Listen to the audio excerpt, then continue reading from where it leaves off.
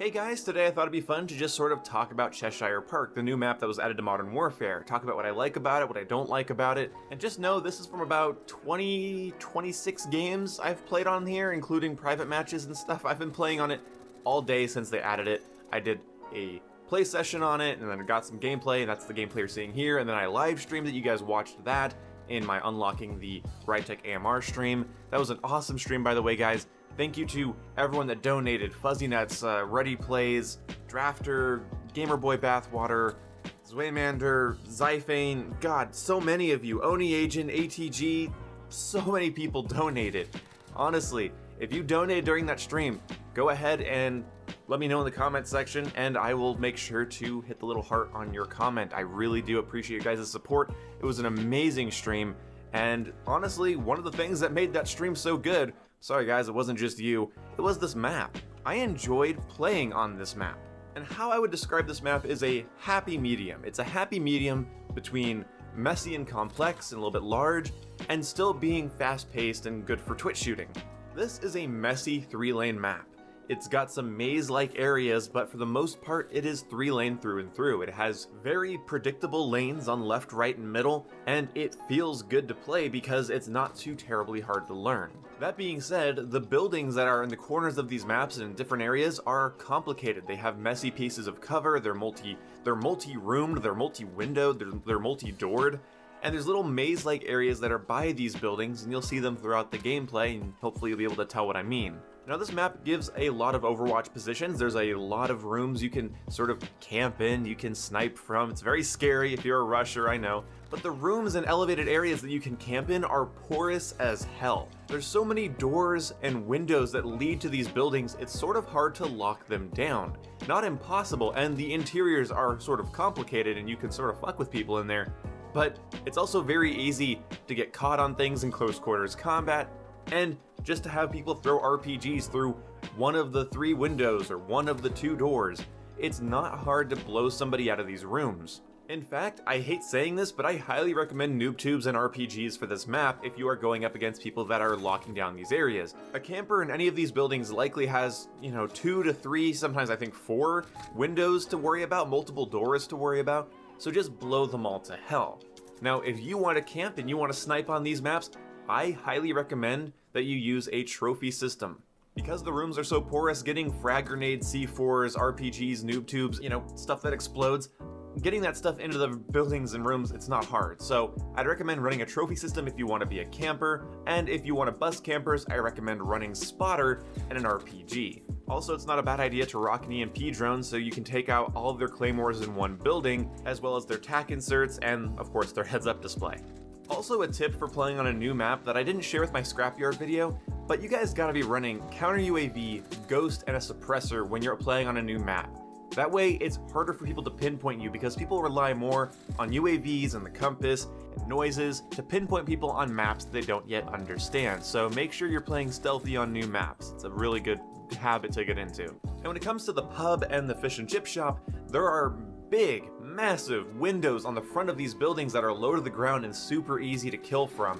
You really can't complain about campers on this map in my opinion, because everywhere you can camp is so open and porous.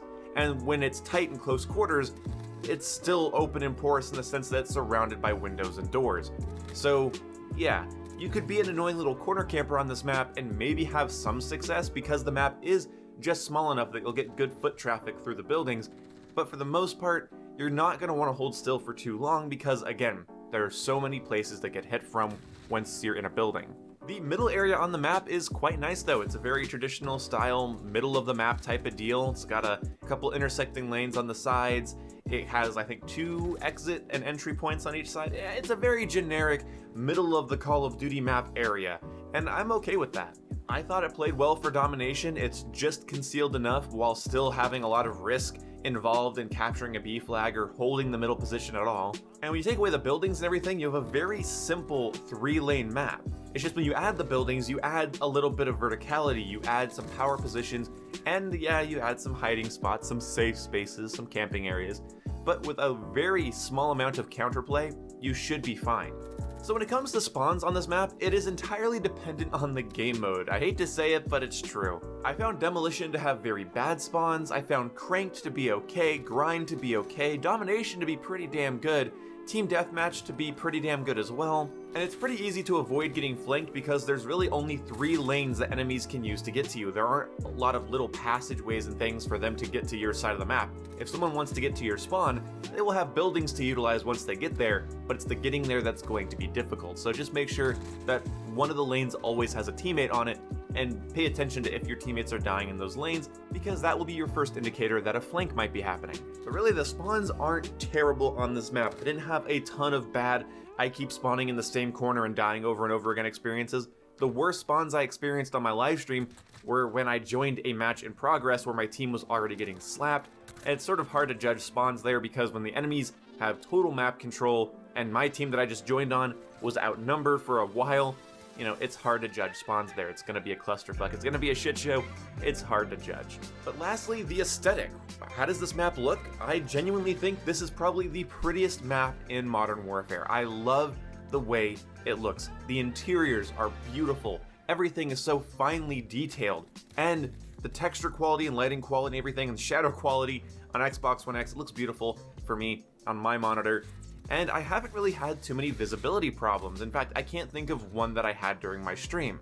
If you're having trouble seeing people on Cheshire Park or any map with this sort of dimmer aesthetic, you need to start playing with your gamma settings, your contrast settings, and make sure that your console or PC has the right color output mode. If you guys want me to, I can do an entire tutorial for you about this subject, but really what it comes down to is you need to be making sure that your monitor isn't set to do limited RGB and your console set to do full RGB. That'll have a color mismatch, darks will be too dark, brights will be too bright, it'll look washed out.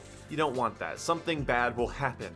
And also just increasing the in-game brightness doesn't actually add any sort of shadow detail. What you want to do is go in your monitor or your TV and look for anything that says black equalizer or black level settings, and you want to play with those. You want to play with gamma. I like to play with around 2.2, 2.4 gamma, but 2.4 can be kind of dark in Modern Warfare, so I usually go with 2.2. Then you want to play with contrast, which will change the difference between the darkest and lightest points instead of just bumping the brightness all the way up and making your screen look milky and gross. Exclusive Ace already found that turning up the brightness in Modern Warfare doesn't help because it won't add detail that isn't there. It's not actually brightening the screen, it's just washing out the screen. So just do what Modern Warfare tells you and, adjust the brightness according to their little guide in the game there. And then make sure your console has the right color output settings for your TV or monitor, and then play with black equalizer settings, black level settings, gamma settings, and contrast settings. That's what you want to play with. You don't want to just crank your brightness all the way up. That's not going to help you see jack shit. And that's it for this video. I enjoyed this map. I don't have too many visibility problems. I didn't have an abundance of spawning issues. I genuinely like this map. It's the map for me in the same way that Hideout was a map for me. Not too big, not too small, messy, but also simple. It's nice. The combat flows well on it. I like my maps to have a bit of complexity, even if they're supposed to be a little bit more of a simplistic map. It's why I like Drone in Black Ops 2. I don't know why, but I just do. Well, actually, I do know why, but a lot of people don't, so I sort of pretend that I don't because I'm self-conscious. You guys make fun of me for my preferences on here. YouTube sucks. Anyway, I'll see you when I see you guys. I love you all. Thank you for watching this video, and thank you for coming out to that live stream. It was, honestly, I have no other way to put it. It was a blessing. See you guys later. Goodbye.